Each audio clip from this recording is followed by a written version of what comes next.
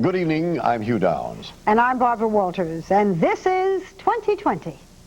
From ABC News, around the world and into your home, the stories that touch your life. With Hugh Downs and Barbara Walters. This is 2020. Tonight, mass murders at post offices nationwide, a pattern of terror. Postal employees fearing for their lives when co-workers burst in and start shooting away.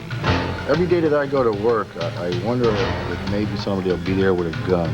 Why is it happening? Some blame the pressure of new machines, pushing letter after letter after letter. 60 a minute, that's correct. Tom Jarriel investigates. Have they made this job too much to handle? Most of us think that a job in the post office is routine, pleasant work. But did you realize that post offices have taken on a grim distinction? In recent years, they have been the scenes of numerous mass murders. What's going on? Well, for some time now, we've been getting letters from postal workers who think they have an answer. And so after the latest killing spree at a post office last November, we asked Tom Jarriel to investigate. Police for emergency. Once again, a terrified 911 call from a United States Post Office. We need a lot of ambulances at the wrong post office. What's the problem? Somebody's in here shooting everybody. Okay, we got help coming. Where is he now? He's still in here shooting people. This time it's Royal Oak, Michigan, another postal worker gone berserk on a shooting rampage targeting his supervisors. Okay, just stay with me. Moments later, a call from Royal Oak Postmaster Dan Priscilla, locked in his office with the gunman just outside. He's trying to get in the postmaster's door right now. What floor are you on? Even as the nightmare unfolded, as the wounded retreated and wheeled outside, and as shocked workers embraced one another for support, incredibly, everyone at Royal Oak knew it was coming, and most knew the gunman by name. Do you have a description of the shooter? His name is Tom McIlvane. Tom McIlvane. There'd been tension building inside Royal Oak for months. Finally, one letter carrier, suspended for swearing at his bosses, exploded. Tom McIlvane had vowed it would be a sad day at Royal Oak, and last November 14th, it was. After learning he had lost a final appeal to get his job back at this suburban Detroit post office, McIlvane returned to the workplace that he knew so well as a letter carrier. This back entrance was where he picked up mail for his route. But on this day, he was unemployed and armed with a sawed-off automatic rifle. Once inside, the former Marine took bloody revenge on his enemies, methodically killing within minutes 4 supervisors before turning the gun on himself as police moved in. Royal Oak Postmaster Dan Priscilla would have likely died had his door not been locked. Mr. Priscilla is no longer in that job. There's no suggestion of wrongdoing or malfeasance. It's just no longer in that job. Although they removed the postmaster, workers were convinced his legacy remained. Management tactics to put extra pressure on people that supervisors didn't like or didn't feel were up to the job. Do you guys think that McIlvane was set up by his supervisors to be fired unjustly? Yes. Yes. Everything that he did up to the firing were things that nobody in this country would expect to be fired for. Driving 2 miles over the speed limit, gassing your vehicle up too soon. For shorts being too tight. I mean, ridiculous things. Charlie Withers, a mailman for 10 years, was McIlvane's close friend at Royal Oak. He believes McIlvane's murderous shooting rampage was part of a bigger problem. I mean, it's not just Royal Oak, it's offices all over the place. His management style is still in effect. The past 5 years have added a bloody new dimension to the public image of the friendly mailman. Repeatedly, enraged workers have taken deadly aim at their supervisors and co-workers as well. In 1986, Edmond, Oklahoma, the third worst massacre in U.S. history. In 1988, New Orleans, Louisiana. In 1989, Escondido, California.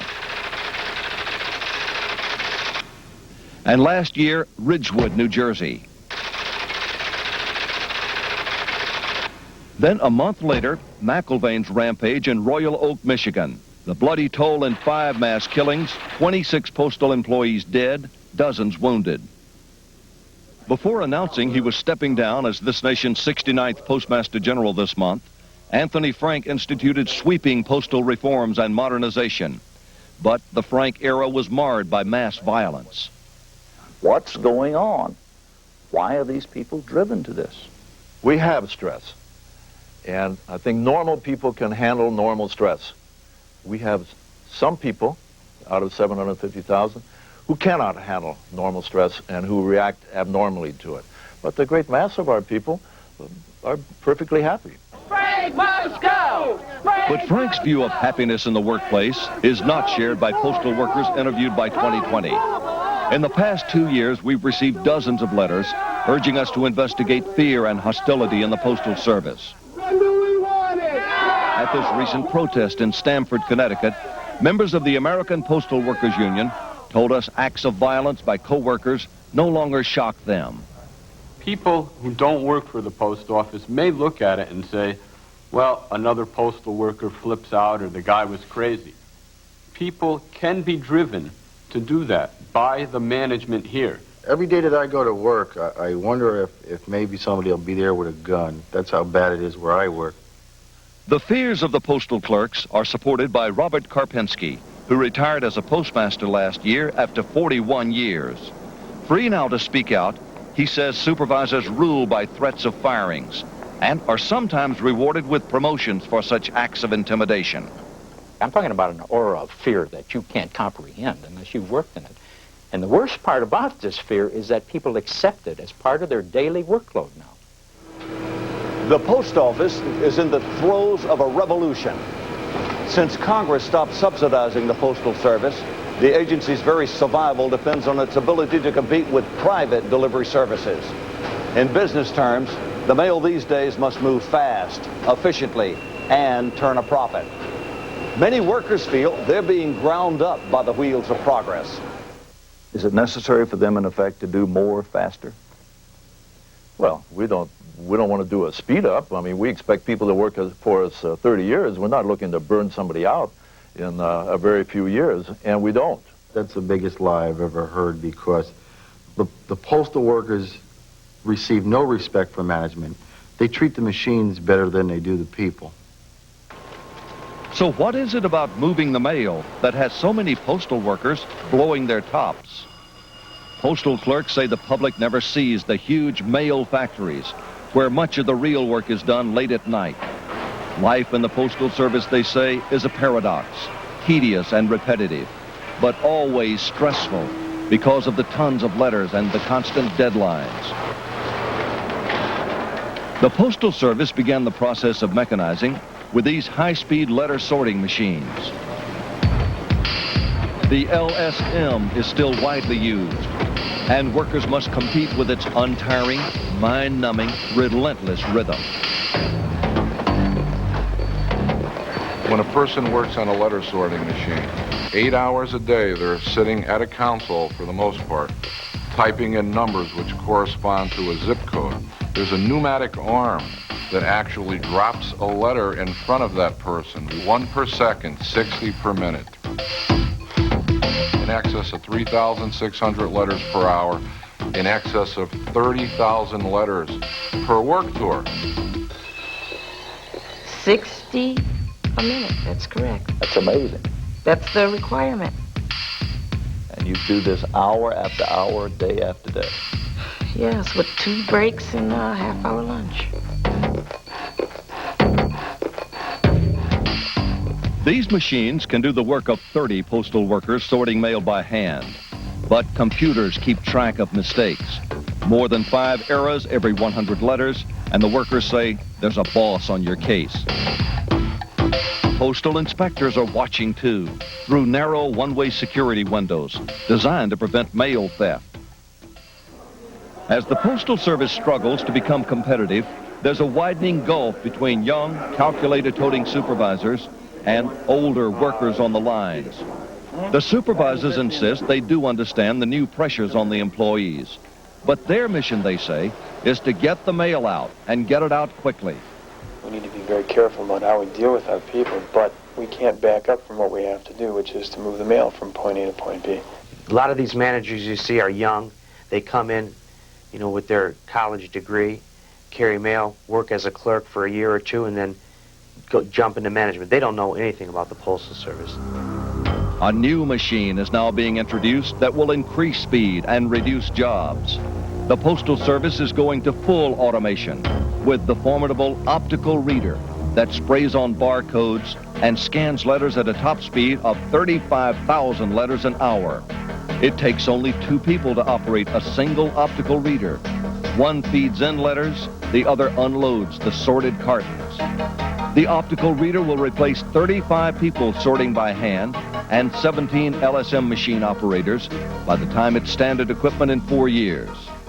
We're reducing the number of employees by about 100,000 over 6 years. We've already done about 43,000, all by attrition, none by layoff, and we're very proud of that.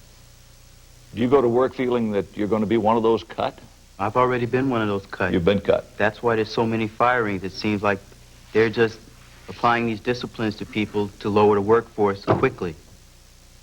As these new machines replace some workers and firings resulting from strict discipline eliminate others, the fear of layoffs has added up to increased hostility. Have you seen fights among the employees, either between the supervisors or themselves? Over unfair treatment, yes. Over just out-and-out meanness. We hear of the killings, but consider this less publicized fact. In the last 5 years, there have been nearly 500 assaults by postal workers on supervisors, and more than 200 supervisors have physically attacked employees.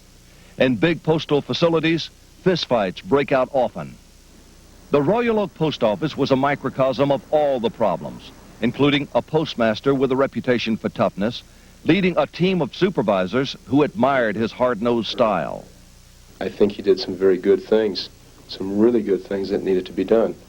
The criticism was that some things were done too fast. Well, when is a good time to do anything? You still have to make some changes.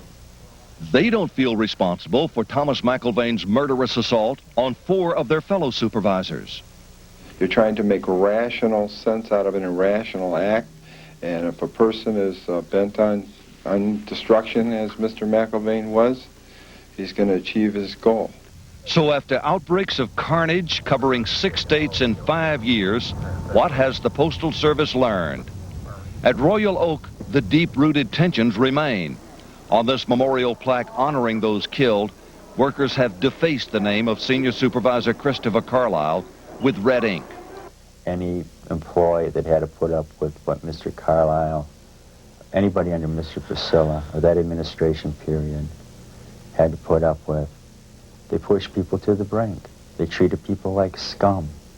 The former postmaster who didn't respond to our inquiries has been replaced temporarily by Robert Fisher, a gentleman with a knack for handshaking. You guys do a fantastic job. Thank you very much. The workers see Fisher as a stopgap and believe the hardliners will soon be back in control. Appreciate it, gang. This management style is still in effect. So you can come into Royal Oak now and you can clean up things. And they can look sweet, and you can do this and you can do that, but you can't wipe out blood with sugar. You know, it's just not a thing that happens. You can't cover up what's happened with flowers. Tom, of all the factors you listed in there, pressure from above and monotony of work and job insecurity and so forth, what one factor do you think most contributes to this mayhem? Hugh, I think it would be the workers' perception that their supervisors are enforcing petty rules that make their life even more miserable in what basically can be a very tedious job. Yeah. What's the post office doing about this, if they are doing anything? They've done a lot of things, and virtually nothing has worked. One thing they did was install a 1-800 number for workers to call if they had complaints or were worried about coworkers. They literally got hundreds and hundreds of calls, but they only assigned one person to answer the phone, so everyone else would get a busy tone. You can imagine how frustrating that must have been for them. And for how many 100,000 workers that might be a little unhappy? That's right. Yeah.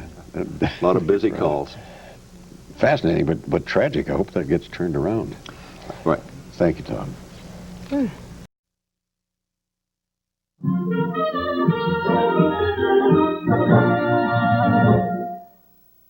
Most of us think of a job in the post office as routine, pleasant work. But did you realize that post offices have taken on a grim distinction?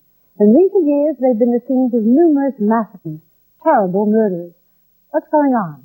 Well, we asked Tom Jarriel to find out, and his report a few months ago opened the floodgates. We received hundreds of letters and phone calls from postal workers and their supervisors from all over the country. Why these murders? Why the post office? And what's been done since our report? Tom, as you and I both know, after this piece was done, just hundreds of letters came in from people saying you think it's bad where you are, it's just as bad here. Anything happened since this report? Basically, the dispute continues. The workers say they're being abused. Management says their techniques are acceptable. The Congress investigated, and William Clay, who's chairman of the Postal Committee, wrote, and I'd like to read this, his view on this dispute. The autocratic paramilitary management techniques used at Royal Oak helped create an environment that drove a man to kill. He has no question about what was to blame, and he believes the post office should change its management techniques. And do you think it will? There's a new postmaster coming in, Marvin Runyon. His views aren't known yet. Thank you, Tom. We'll keep people informed and up to date on this, and we'll be right back with another story that tells you what happened.